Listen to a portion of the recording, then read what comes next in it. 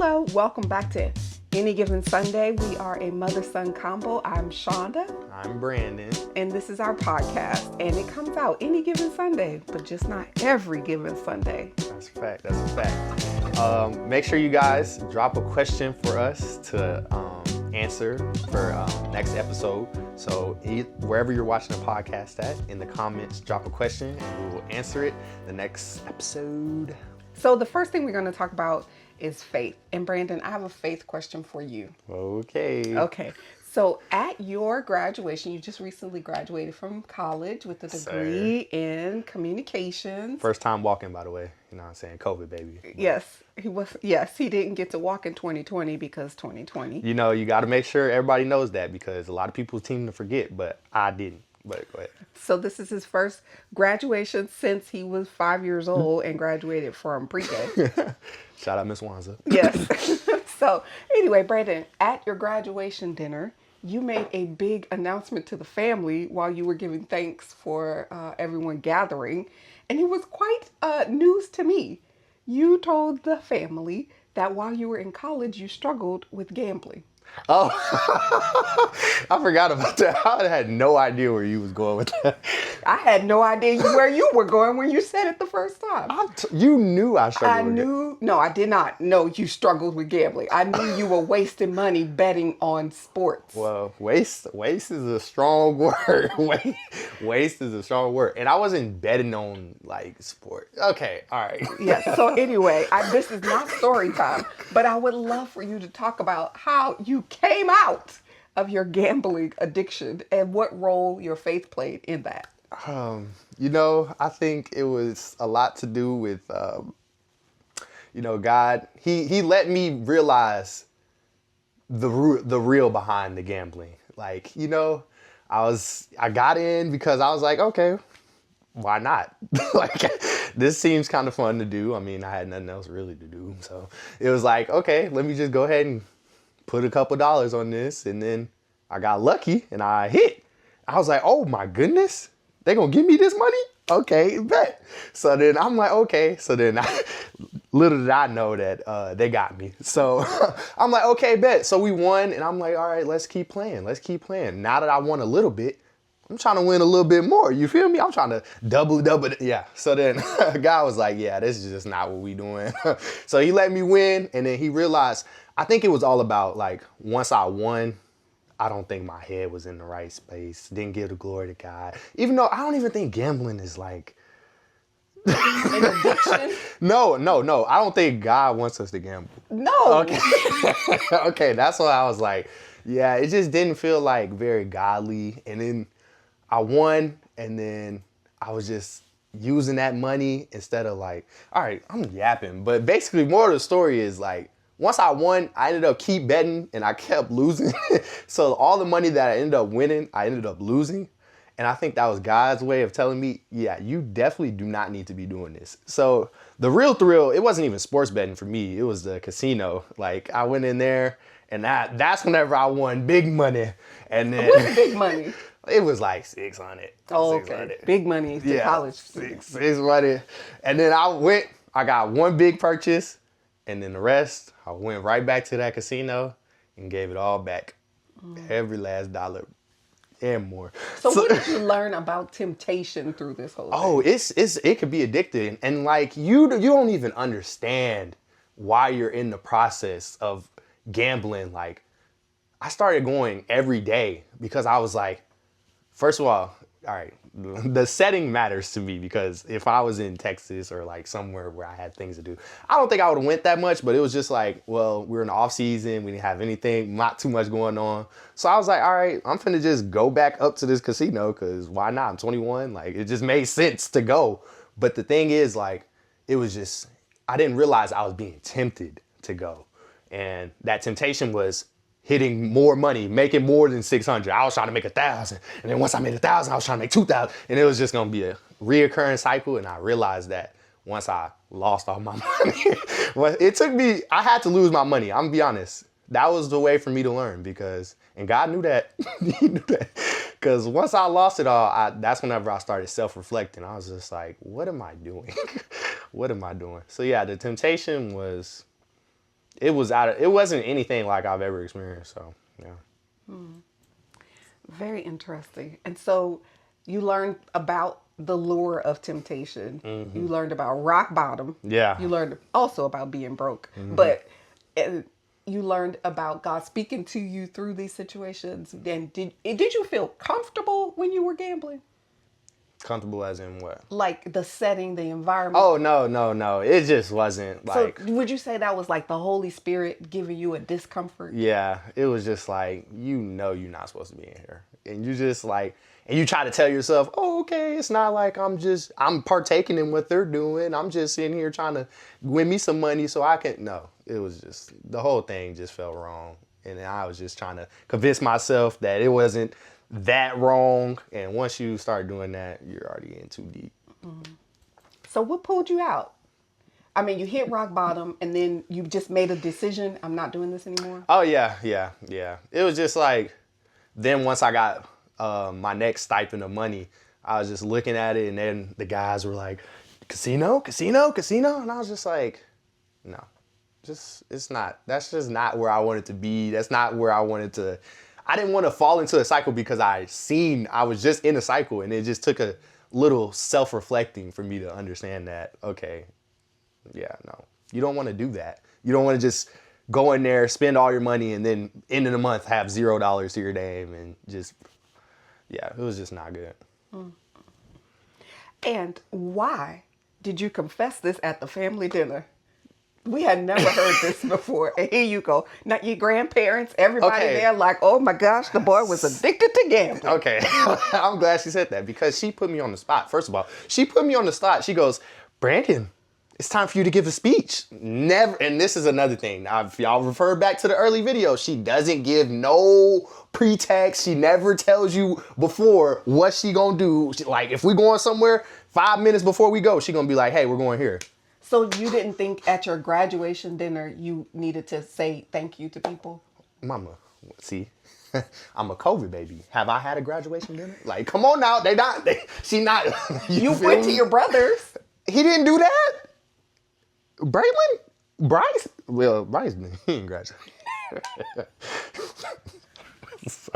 My bad. Anyway. One day. So why did you feel the need to confess this at your graduation dinner? Well, it was just like, all right, I was just going through roadblocks of, you told me to like explain my college journey. Oh, I did. I think that was like a good roadblock in my college journey. Cause it was like, I mean, not a good roadblock, but a learning. yeah. Yeah. But no, it was like a good turning point in my life. So I felt like it was just something that needed to be mentioned. And I thought everybody knew that. Well, I don't know. It wasn't like I was just crazy addicted. It was just like, all right. Sounds like maybe you might have been. Okay, there's more extreme cases than me. I could go ahead and say that confidently. But you don't have to be the worst case scenario to change. That's true. So was there a faith takeaway that you had from this whole experience? Yeah. If it doesn't really glorify God, it doesn't really make sense. That's deep. Yeah. That's deep. If you use that as the litmus test for a lot of different things, it'll change your behavior, I think. Yeah. That's a very true statement. I can absolutely agree with that. Mm-hmm. What was your takeaway from my gambling addiction? Your kids go off to college and you got to pray for them because you never know what they out there doing. See, I feel like there was much worse options, you know? Well, I'm glad you didn't need a worse option. I'm sorry. All right. Never mind. All right. Well, thank you for sharing your learnings in our faith segment, Brandon. I appreciate you being so open to sharing about your Gambling down and out in Pittsburgh. Right. Yeah, you know. I hope everybody learns from this situation. Don't gamble. It's a gamble. Mm-hmm. All right. Well, thank you for sharing your faith journey with us, Brandon. Yes, of course. You have a story to tell? I do have a story to tell. I cringe because I have no idea what you're about to. And Just like he announced his addiction at his graduation, I have no idea what he's about to talk about right now. Slight addiction, but we'll go on with that. Basically, my story time is a very important story time, and I think mothers, they could learn a lot by the story time. So basically, we had a lot of problems growing up, with school teachers and calling my mother. And by we, who had the problem? Me and you. Me and you, because the teachers, oh, okay, no, I'm gonna start from the very beginning. She wanted to be fully connected with the school. I'm talking about PTA. She with all the extra community. I don't even know what I'm trying to say. But she was doing everything at the school. So like they always knew her. And then like I wasn't the best behaved. I wasn't but I wasn't bad, you know what I'm saying? I was just talking, I'd make a couple jokes and the teachers would laugh sometimes. While they were trying to instruct the class. That's the thing. They want us to be at the school all 8 hours of the day and not make one joke. Like, come on, dog. Like, we not finna listen to you teach the whole time. All right. But that's besides the point. That's besides the point. So I'm in there. I do a little bad thing or two one time or two. And then they always threaten to call my mom. Okay, that's not even a bad thing. So they ended up calling her. Wow, all right. She believes everything that they said about me. Why? And they, Did you just hear all that you said? I did a bad thing. Okay, but they threatened to call, and they actually call and say the bad thing I did. No. And my mom believed them. I'm glad she said that. Because they'll say the bad thing, but then they realize why they saying the bad thing. Okay, this really isn't that crazy. No, don't lie on these people. Mama. Now they definitely did that. So then they'll exaggerate a little bit more. They'll be like, Brandon just wouldn't stop talking. Like I've asked him multiple times. She told me stop talking twice. Comment below if you think Brandon stopped talking when the teacher says stop talking. Because okay, first of all, we're in school for eight hours. You want me to be quiet the whole 8 hours? Just the 20-30 minutes while she's teaching. I ain't have no 20-30 minute teachings. What is the point of this story? The point of this story is you sitting there believing everything that they were saying about me, and then it just hurt my heart. Like I would come home and then she would act like she was in there, like she knew exactly what I did. Like she didn't want to hear what I had to say. She just straight up taking their advice and whatever she said was the truth because she called me and told me you did this and that and that. I'm like, I can't even, Mama, I didn't do that. I did some, like, okay, I did some, but like I didn't do all of it because they be exaggerating. They be on the phone exaggerating because all right.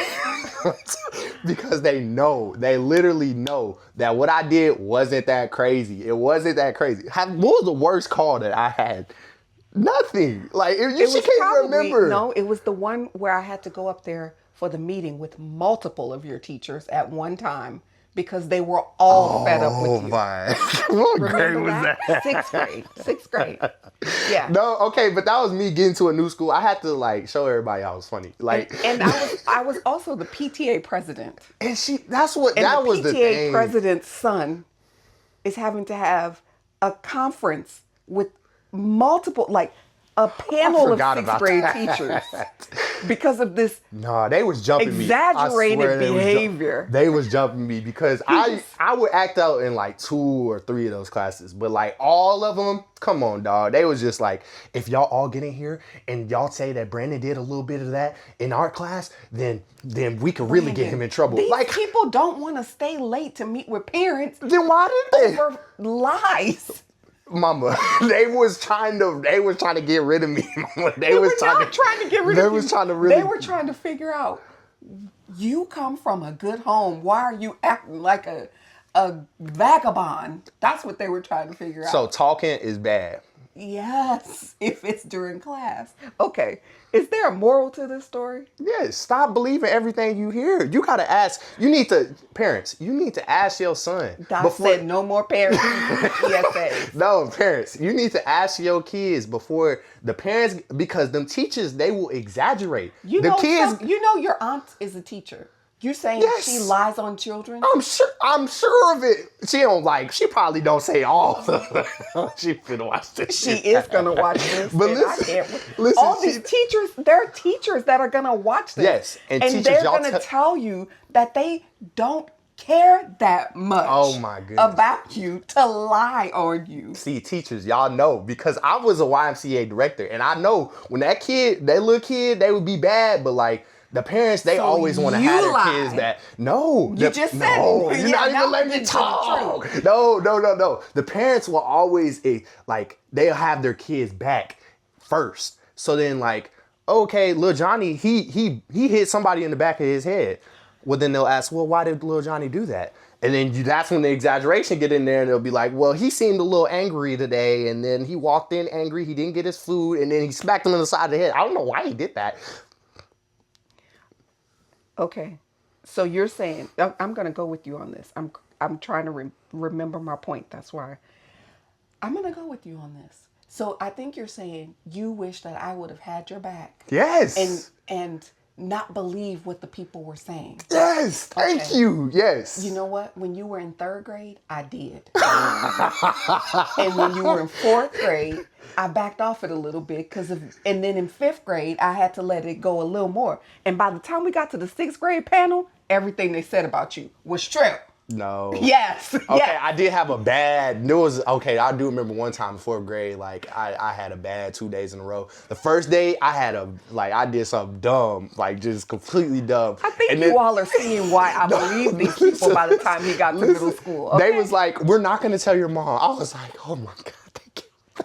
Thank you. I was so happy. I was like, thank God, don't tell my mama. The next day, I went up there and got in trouble again. They was like, yeah, we're calling your mom and we're telling her what you did yesterday, too. I was like, oh, my goodness. By the time he got to high school, since you're confessing your own stuff, by the time he got to high school, his aunt that he just said was a liar gave him $1 for every day he did not get in trouble at school. But he had to go 30 days in order to be paid.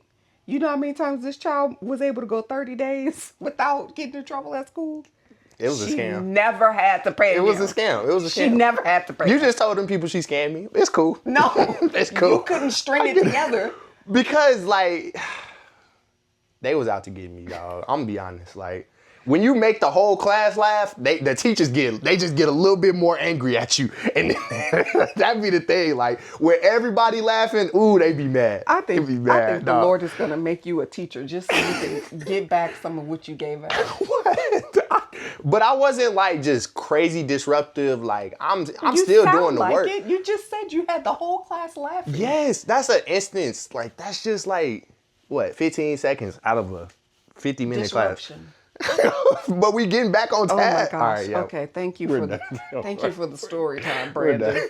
I don't think we gonna meet in the middle on this No, topic. I don't think there's no redeeming qualities from this story, except for the fact that by the time you got to your junior year, you finally mellowed out. Yeah, it was just like, you know what I'm saying? I did transfer, so that was like... No. Okay, that was another thing. Oh my goodness, I'm glad you said that. Because it was my reputation that was really what it was. Like, people would be so excited whenever they would get in their class, and then they would be like, oh my God, Brandon's in my class. This gonna be Nobody did that. I promise, Mama, I promise That you. never happened. They were so excited. Like, I promise you. They used to be like, oh, Brandon in my class. It's gonna be a fun class. No. The dudes used to be so Oh, you lit. mean the students? Yes. I thought you meant the teachers. Oh, no, the teachers like be mad. Not their teacher said, "Oh, hooray, Brandon's in my class." Yeah, nah, the teachers exact opposite. They used to be, oh Lord.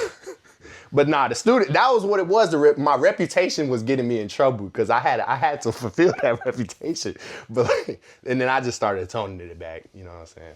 But I still did my work now. Biggest point. I don't know how we ended up here. Yeah. Next segment, Mom. Next segment. Brandon, you wanted to talk about sports. So we do have a sports segment. I gotta read my question real quick. First of all, if you have a segment suggestion for us to replace sports, please let us know. She hates I it. don't want to talk about sports. She hates and he does.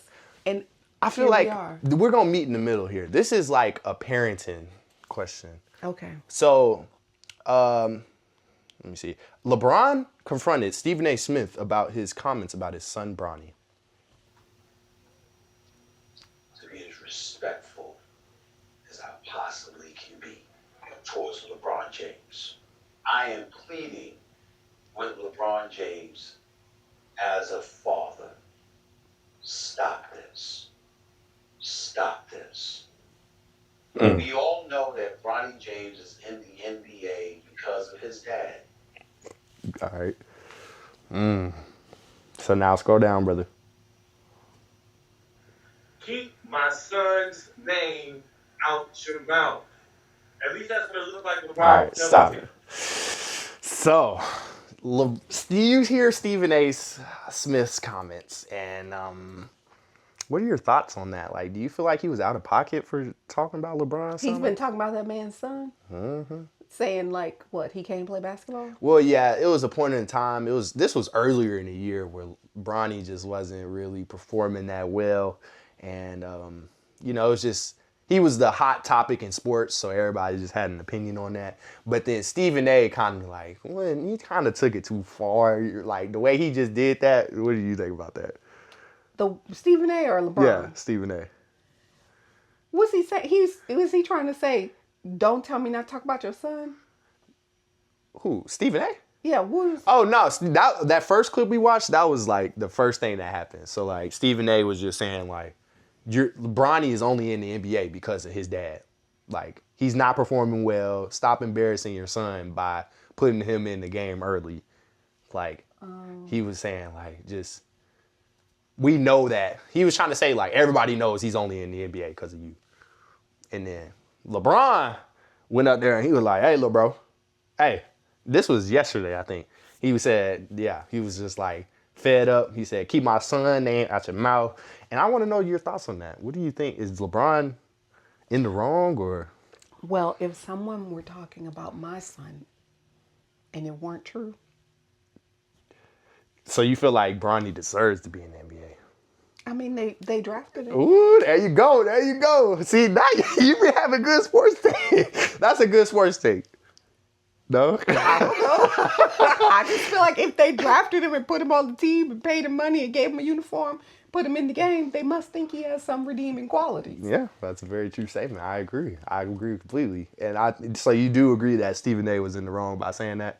I mean, Stephen A. is a sports commentator. If you play sports, he's going to talk about you. Now, if he's talking about him outside of his sports play, then I think that's not fair game, and he should keep that out of his mouth. But if he's commenting on the way that he plays the sport, then that's what his job is.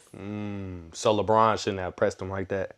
Well, did he talk about him like That- he's that was- ugly or something? No, it was just literally about his sports play. Oh, well, then I think... But it was about his sports play, but then he, like, I feel like if you say you're only in the NBA because of your dad, that's whenever it leaves the sports and goes into, like, politics a little bit. Like sports politics? Well, I don't think it's kind of him to say that about the young man. Right. But, I mean... LeBron's a protective father. Keep my son. If you don't got nothing good to say, don't say it. But that's contrary to what Stephen A.'s whole job and persona is. He gonna be who he gonna be. But also, if LeBron wants to tell him, "Hey, ease up on my son," as you know, Let's go, James. We've been doing this both 20-something years. Can you ease up on my son? I mean, he can ask. That don't mean Here you go. Well, the way he was looking, I don't know. LeBron looked like he was finna put them paws on. Well, it did, but he didn't. And that's the difference between him and Will Smith. Oh. Because Will Smith said, keep my wife's name out your mouth. That's true. But that was after he smacked him. But that was a wife versus a son. If he was talking about Savannah. Oh my. Next segment. That was a great conversation, though. I'm glad you. Yeah, so anyway. That was a good sports. Hey, if you want the sports commentary to stay, please tell us in the comments below. And if you want it to go, please give us some suggestions for where it might be. Okay, Brandon. This little part of the show is where we just kind of talk about anything, right? And so I wanted to talk about some things with you. Brandon has been telling me recently that if things upset him, you know, around the house between he and I, he's just going to say it right in the moment. And he thinks that I should do the same. But that's just not my MO. I try not to just walk around popping off all the time at everything that Brandon does. So Instead, I made a list. What? And I would like to review my list of grievances with Brandon right now. And this is my first time hearing of this Oh, list, yes. so this is crazy. Yes, I've been curating this list. So you see how no, before you get into that, you see how I express my grievances like off of, like whenever I have them, I express them. She likes to bottle them up, and now she's gonna spit them all back out at me. So we'll see how this I goes. have documented them so that I might process my feelings versus exploding on Brandon daily, as he does with me. Go ahead. If this is crazy, we cutting it. But I'm just going. No. Go ahead. What you got for me? So the first thing on my list, not the first thing that happened, but just the first on my list, I went for a walk because I am trying to improve my health and lose weight, and walking is my main exercise. I paused my walk because I needed to break it up into 2 segments. So I came home to eat dinner, and then I was going to go back out for a walk.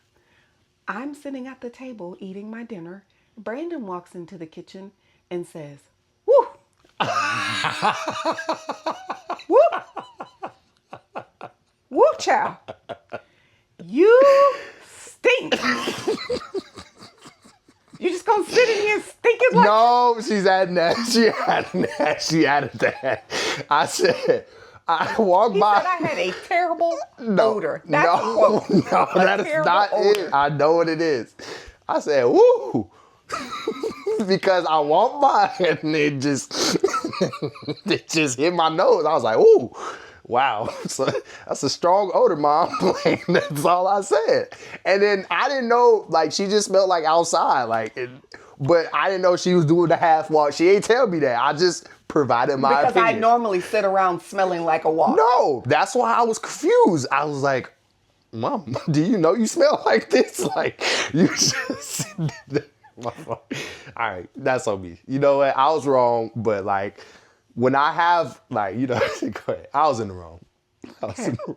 What else? What else we have?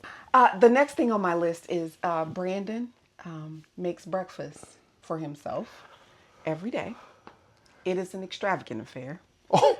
He will have 5 cinnamon rolls. No, okay. I thought you were gonna say 5 eggs. No, 5 cinnamon rolls. No, it's biscuits. Or biscuits, one or the other. 5 cinnamon rolls, 5 biscuits, a bowl of oatmeal, a yogurt, and the other day he had 3 eggs. You gonna call me on my worst day? Okay. Do you know how much eggs cost? Okay, there was 3 eggs left. I said, Brandon.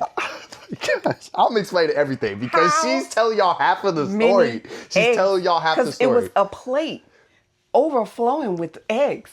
And I said, how many eggs are you eating? And he said, 3. No. And I said, but didn't I tell you you only need 2 eggs? Do you know how much eggs cost? And he says to me, there were only 3 left. I said, in that carton. Exactly. And there was another carton. I'm cutting you off because she's doing, no. There was a whole nother carton of 12, right? So then I was like, oh, I normally eat 2 eggs. That's what she doesn't want to mention to you all. So I was like, okay, but there's 3 left. And then there's another one of 12. So that's 15. I'm like, that's going to mess up that's at some point, somebody going to have to eat 3 eggs. Maybe when multiple people are eating. Okay. Valid point. But he said he didn't want to just leave 1 egg. Exactly. Like, why would I just leave 1 egg? Why would you do that? Because he don't have to buy the eggs. That's the problem. Which leads me to my next point. Oh, Lord. Brandon uses 3 dryer sheets per load. 3. Yeah. That is not crazy to me. I don't understand.